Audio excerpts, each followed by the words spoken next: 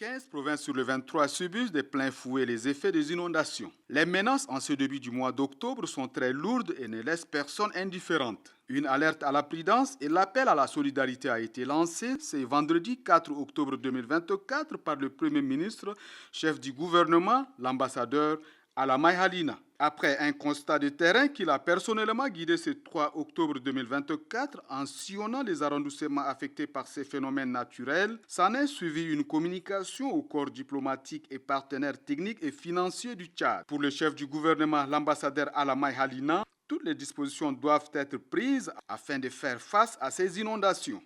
1,5 million de personnes, 164 000 maisons sont détruites.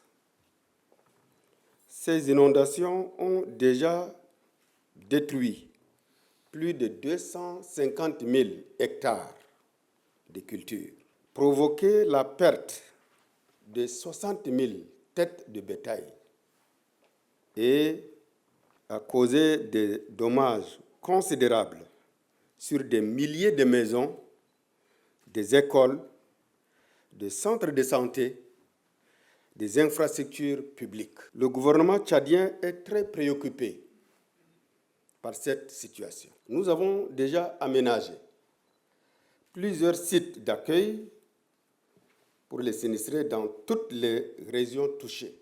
Des ressources ont été mobilisées pour fournir une assistance sanitaire aux populations affectées. Des équipes d'urgence, des brigades de secours, des volontaires et des associations locales apportent un soutien indispensable au gouvernement tchadien dans la gestion de cette crise. Le Premier ministre, l'ambassadeur Alamai Halina, en appelle à une synergie d'action et une solidarité agissante des pays amis et organisations internationales.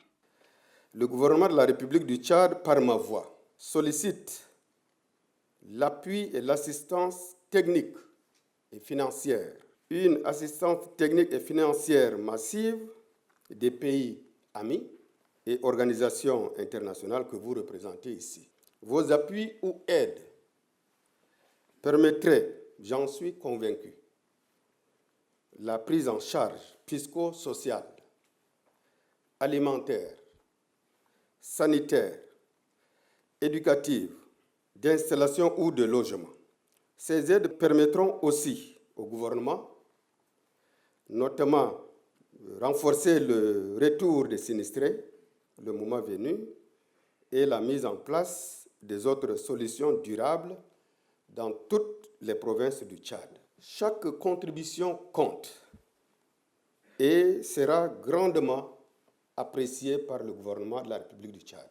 Juste après cette communication du chef du gouvernement, le ministre d'État, ministre de l'administration du territoire et de la décentralisation, a échangé amplement avec le partenaire sur cette situation et les conduites à tenir. Le Premier ministre le rappelait à juste titre, les dégâts sont énormes. L'appui, l'assistance que nous sollicitons donc de nos partenaires, aussi minime soit-elle, ne peut être que salutaire dans un contexte où particulièrement les populations sont exposées au péril. Les partenaires techniques et financiers promettent à leur tour d'appuyer les efforts du gouvernement tchadien. Nous voulons franchement ici, encore une fois, féliciter le gouvernement du Tchad, à commencer par les plus hautes autorités, pour la mise en place des mécanismes de coordination qui facilitent l'action humanitaire. Mais aussi cette réponse rapide que nous avons observée. C'est vraiment un effort louable. Et surtout la solidarité que nous avons, la solidarité locale. Les populations locales sont toujours les premiers à répondre, à apprécier. Je voudrais finir par les acteurs humanitaires, le système des Nations Unies, les ONG, et bien sûr, avec tous nos donateurs qui sont ici présents, nous resterons toujours à vos côtés, aux côtés du peuple tchadien, aux côtés du gouvernement tchadien, pour répondre à tous ces besoins et surtout à ces inondations. Nous allons sensibiliser nos pays, nous allons sensibiliser nos institutions, la société civile, de vraiment chercher comment aider le Tchad, mais nous aussi, en tant que corps diplomatique, il faut qu'on fasse quelque chose. Et il y a 10 jours exactement, le groupe des ambassadeurs africains a tenu une réunion dans le cadre des activités de notre groupe et le groupe a décidé de faire une action vis-à-vis de cette situation-là.